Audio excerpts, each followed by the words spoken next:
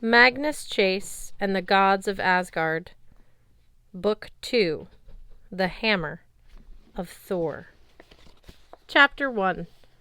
Could you please stop killing my goat? Lesson learned. If you take a Valkyrie out for coffee, you'll get stuck with a check and a dead body. I hadn't seen Simra Al-Babas in almost 6 weeks. So when she called out of the blue and said we needed to talk about a matter of life and death, I agreed right away.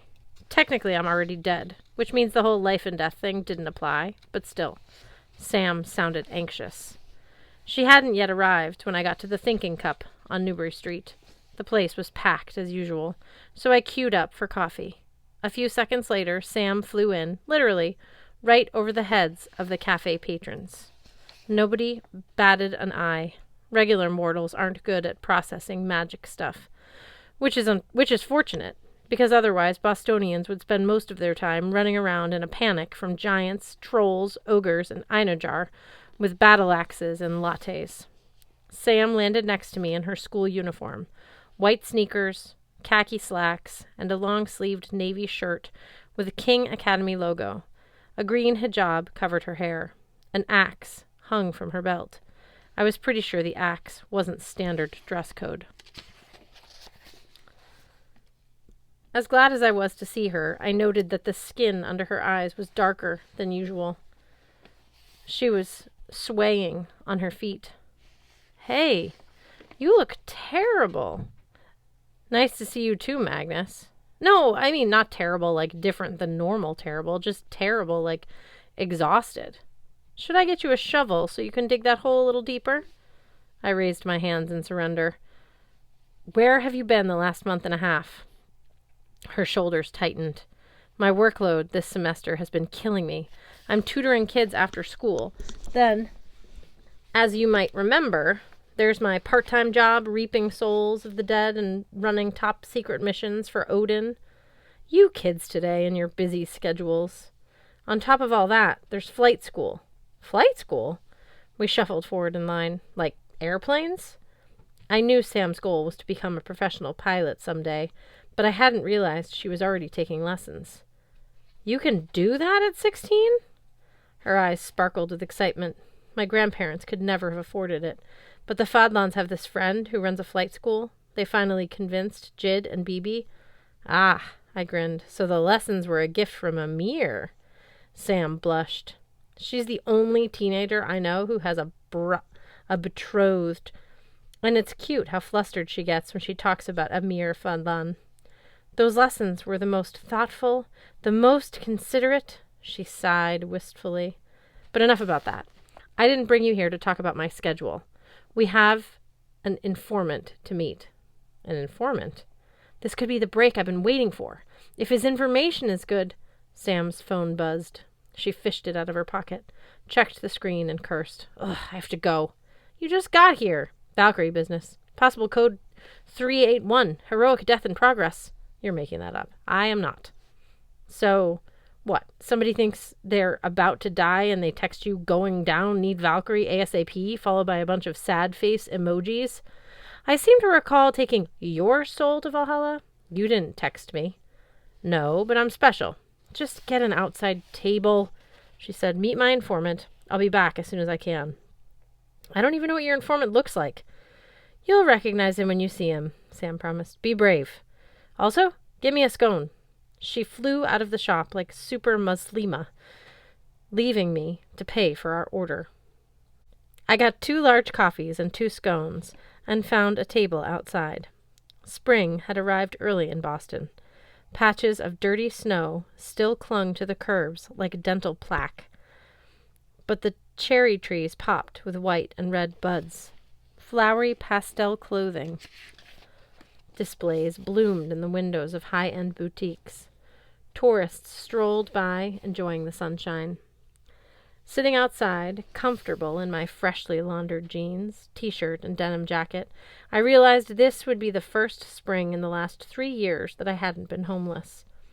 Last March, I'd been scrounging for dumpsters. I'd been sleeping under a bridge in the public garden, hanging out with my buddies, Hearth and Blitz, avoiding the cops and just trying to stay alive. Then 2 months ago, I died, fighting a fire giant. I'd woken up in the Hotel Valhalla as one of Odin's energy warriors. Now, I had clean clothes, I took a shower every day, I slept in a comfortable bed every night. I could sit at this cafe table eating food I'd actually paid for, and not worry about when the staff would force me to move along. Since my rebirth, I'd gotten used to a lot of weird stuff. I'd traveled the 9 worlds, meeting Norse gods, elves, dwarves, and a bunch of monsters with names I can't pronounce. I'd scored a magical sword that presently hung around my neck in the form of a runestone pendant. I'd even had a mind-melting conversation with my cousin Annabeth about Greek gods who hung out in New York and made her life difficult. Apparently North America was lousy with ancient gods. We had a full-blown infestation. All that I'd learned to accept. But being back in Boston on a nice spring day, hanging out like a regular mortal kid, that felt strange. I scanned the crowd of pedestrians, looking for Sam's informant. "You'll recognize him when you see him," she promised. I wondered what kind of information this guy had, and why Sam considered it life and death. My gaze fixed on a storefront at the end of the block. Over the doorway, the brass and silver sign still gleamed proudly. Blitzen's Best, but the shop was shuttered. The front door was papered on the inside with a message hastily scrawled in red marker, "Closed for remodeling. Back soon." I'd been hoping to ask Simmer about that. I had no idea why my old friend Blitz had abruptly disappeared. One day, a few weeks ago, I'd just walked by the shop and found it closed. Since then, there'd been no word from Blitzen or Hearthstone, which wasn't like them. Thinking about this made me so preoccupied, I almost didn't see our informant until he was right on top of me. But Sam was correct. He kind of stood out. It's not every day you see a goat in a trench coat. A pork pie hat was wedged between his curly horns, a pair of sunglasses perched on his nose. His trench coat kept getting tangled in his back hooves. Despite his clever disguise, I recognized him. I'd killed and eaten this particular goat on another world, which is the sort of bonding experience you don't forget. "Otis?" I said. "Shh," he said. "I'm incognito. Call me Otis." I'm not sure that's how incognito works, but okay. Otis, a.k.a. Otis, climbed into the chair I'd reserved for Sam. He sat on his back haunches and put his front hooves on the table. "Where's the Valkyrie? Is she incognito too?" He peered at the nearest pastry bag as if Sam might be hiding inside. "Samara had to go reap a soul," I said. "She'll be back soon." "Must be nice having a purpose in life." Otis sighed. "Well, thank you for the food. That's not for—" Otis snapped up Sam's scone bag and began to eat it, paper and all. At the next table, an older couple glanced at my goat friend and smiled. Maybe their mortal senses perceived him as a cute child or a funny pet dog.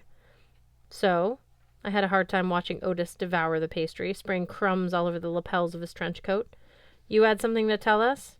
Otis belched. It's about my master." "Thor?" Otis flinched. "Yes, him." If I worked for the Thunder God too, I would have flinched when I heard Thor's name too. Otis and his brother Marvin pulled the god's chariot. They also provided Thor with a never-ending supply of goat meat.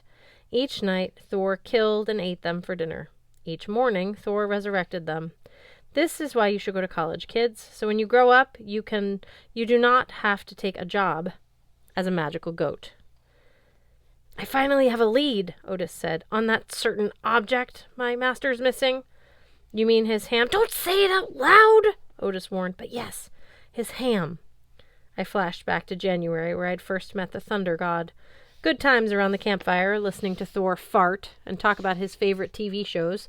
Fart, complain about his missing hammer, which he used to kill giants and stream his favorite TV shows. Oh, and fart. "It's still missing?" I asked. Otis clacked his front hooves on the tabletop. Well, not officially, of course. If the giants knew for certain that Thor was without his you-know-what, they'd invade the mortal worlds, destroy everything, and send me into a very deep funk. But unofficially, yes.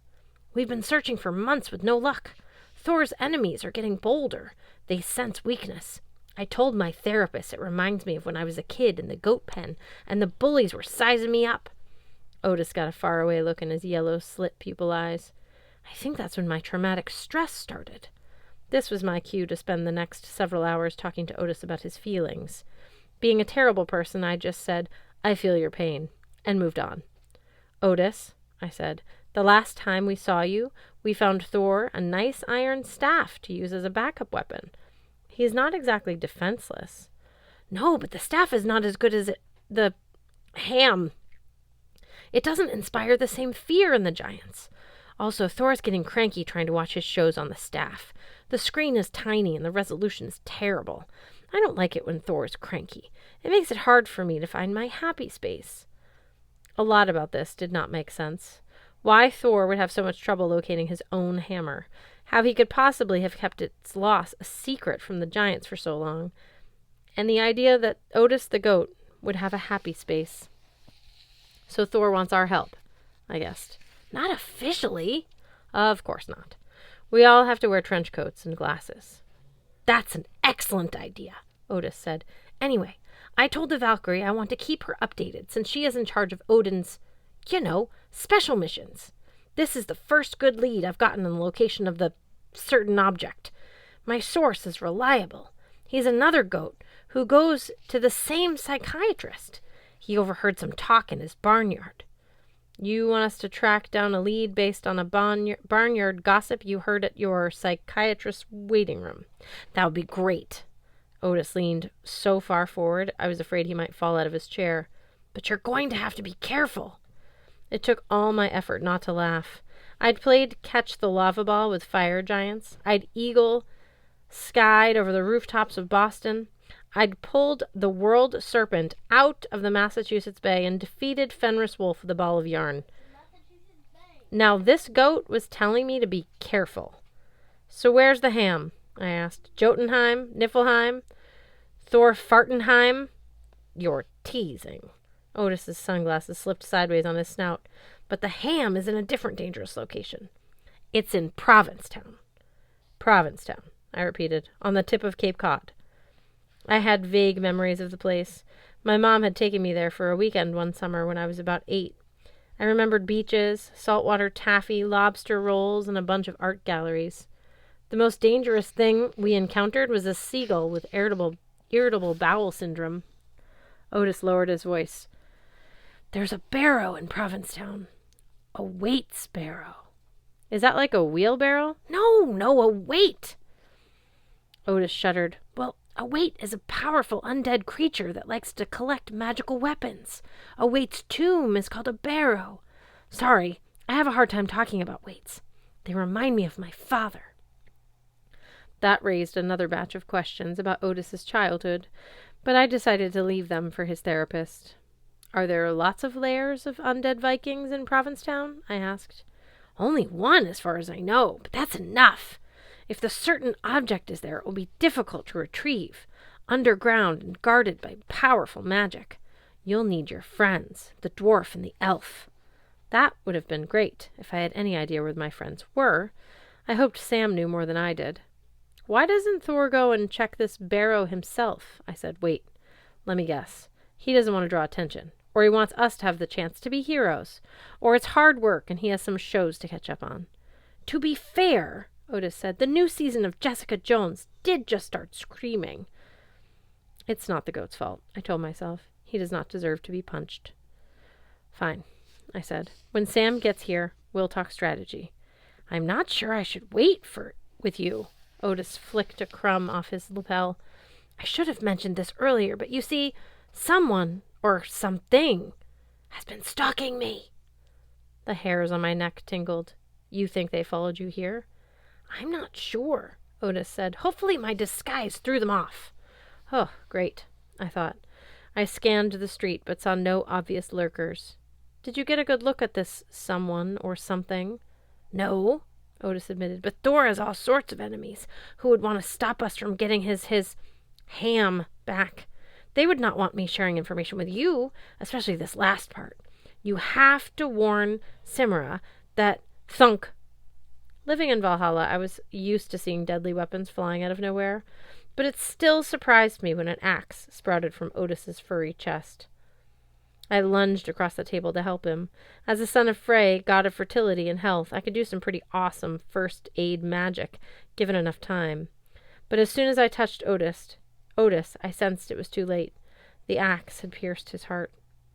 "Oh, dear," Otis coughed blood. "I'll just die now." His head lolled backwards. His pork pie hat rolled across the pavement. The lady sitting behind us screamed as if just now noticing that Otis was not a cute puppy dog. He was, in fact, a dead goat. I scanned the rooftops across the street.